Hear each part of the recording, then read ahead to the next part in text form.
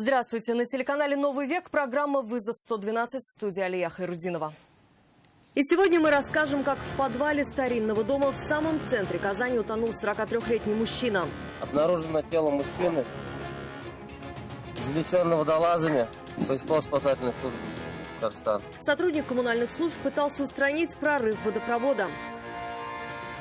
Покажем, как трубы горят в одном из заведений общественного питания. Вентиляция загорелась, зашумела, видать, что-то сломалось, и пламя понеслось наверх. И чем пожарные залили огонь.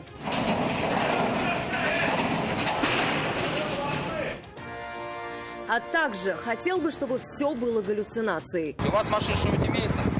Да, у меня в машине лежат грибы. 34-летнему мужчине за сбор и хранение наркотических грибов грозит до пожизненного лишения свободы. Это и не только прямо сейчас. 43-летний мужчина утонул в подвале старинного дома на улице Каюма-Насыри. Он спустился туда сам по предварительной версии устранить прорыв водопровода. Спустя пару десятков минут подвал затопило полностью. Глубина была 2,5 метра. Выплыть мужчина не смог. Подробности выясняла Нафиса Минязова. Вода во дворе, как предположили жители этого дома, из подвала, где лопнула труба. Именно на устранение коммунальной аварии в дом номер 38 на улице Каюма-Насыри отправился 43-летний слесарь. Стало известно, что погибший мужчина работал в управляющей компании с сантехником. От своего работодателя он получил задание устранить течь, которая шла из подвала этого дома. Сюда он пришел со своим сыном, которого оставил на улице, а сам спустился вниз. Парень забил тревогу лишь тогда, когда из подвала начала бить вода, а вход в помещение был уже полностью затоплен. Как рассказал сын погибшего мужчины следователям, в подвал его отец спустился за 20 минут до того, как вода полностью затопила помещение. И только после этого он позвонил в экстренные службы. На место приехали спасатели. Водолазы стали искать мужчину в затопленном подвале. Глубина составила 2,5 метра. Видимость была очень плохой, но тело нашли быстро. Помещение было затоплено полностью от пола до потолка. Воздушных пузырей не осталось. Шансов выжить у мужчины, видимо, было немного. Обнаружено тело мужчины, извлеченного водолазами поисково-спасательной службы Республики Татарстан, и передал участковому инспектору. Сотрудники коммунальных служб всю ночь устраняли течь и откачивали из подвала воду. Сейчас прокуратура по факту трагедии проводит проверку. Будет дана правовая оценка работе ответственных служб. Если выявится нарушение законодательства, примут меры прокурорского реагирования. Доследственную проверку по факту гибели рабочего проводит и Следственный комитет по Татарстану. Проводится комплекс необходимых мероприятий, направленных на установление всех обстоятельств произошедшего. По результатам проверки будет принято процессуальное решение. Сотрудники управляющей компании, владеющие информацией о произошедшей трагедии, весь день давали показания. Получить от них комментарии не удалось. Обращаем ваше внимание, что в целях повышения качества услуг все разговоры записываются. Процессуальное решение по этому делу будет вынесено после завершения всех проводимых проверок. Они же должны дать ответ, было ли это несчастным случаем или в трагедии есть чья-то вина. Нафиса Минязова, Айрат Назипов, Константин Бушуев и Наиль Абдулин. Вызов 112. Упавшую с обрыва в реку Степной Зай пенсионерку спасли в Альметьевске. Женщину стало уносить быстрым течением. Ее дочь пыталась самостоятельно спасти 72-летнюю маму, но из-за обрывистого берега и густой травы не смогла этого сделать. Пострадавшую извлекли спасатели при помощи лодки. Она была без сознания. Пожилую женщину тут же передали в руки медиков. 14 лет колонии строгого режима. Такой срок запросил сегодня государственный обвинитель для 27-летнего Сергея Кукушкина. Его обвиняют в насилии над своей 1,5-годовалой дочерью. Напомним, врачи, приехавшие в октябре 2019 года по вызову в один из частных домов Бугульмы, обнаружили у ребенка кровотечение. Гинеколог усмотрел у девочки травмы, говорящие о произошедшем насилии. Тогда мужчине предъявили обвинение, но 13 апреля этого года Бугульминский суд счел вину недоказанной и оправдал его, посчитав, что у подсудимого не было умысла надругаться над дочерью. На суде он заявил, что случайно поранил ребенка кольцом, когда менял подгузники. Прокуратура с таким вердиктом не согласилась и обжаловала его. Верховный суд Татарстана приговор отменил, направил дело на новое рассмотрение в другом составе суда. Сегодня прошли прения сторон. В слушании объявлен перерыв до завтра, когда и должен быть оглашен новый приговор. 21-летняя девушка, переходившая дорогу на Сибирском тракте по регулируемому пешеходному переходу, попала под колеса «Шевроле Круз». Как установили автоинспекторы, 32-летний водитель иномарки проехал на запрещающий сигнал светофора.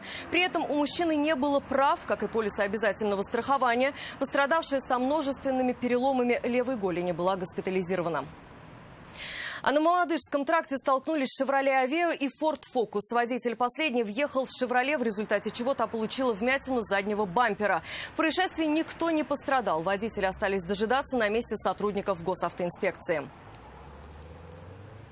Поздним вечером на улице Пушкина вспыхнул пожар. По рассказам очевидцев, загорелась вентиляционная труба, принадлежащая одному из заведений общественного питания. Айгуль Бадрудинова поделится деталями произошедшего. Тут работаем, мы услышали шум, гам. Пожарных вызвали работники расположенных рядом офисов. Они видели, как у одного из заведений общественного питания загорелась вентиляционная труба. Вентиляция загорелась, зашумела, видать, что-то сломалось. И пламя понеслось наверх. Но гаишники даже с кольца прибежали. Дымище шел вообще огроменный. Где-то там, с той стороны у них вход. Там то ли кальянная какая-то, то ли еще что-то. Судя по всему, в дымоходе загорелись жировые отложения. Прибывшие на место огнеборцы сбили пламя и не допустили его дальнейшего распространения. В результате возгорания никто не пострадал. Стало ли причиной пожара нарушение технологического процесса сотрудниками заведения или же была другая причина, определят уже пожарные дознаватели. Айгуль Бадрудинова, Айрат Назипов, Константин Бушуев, вызов 112.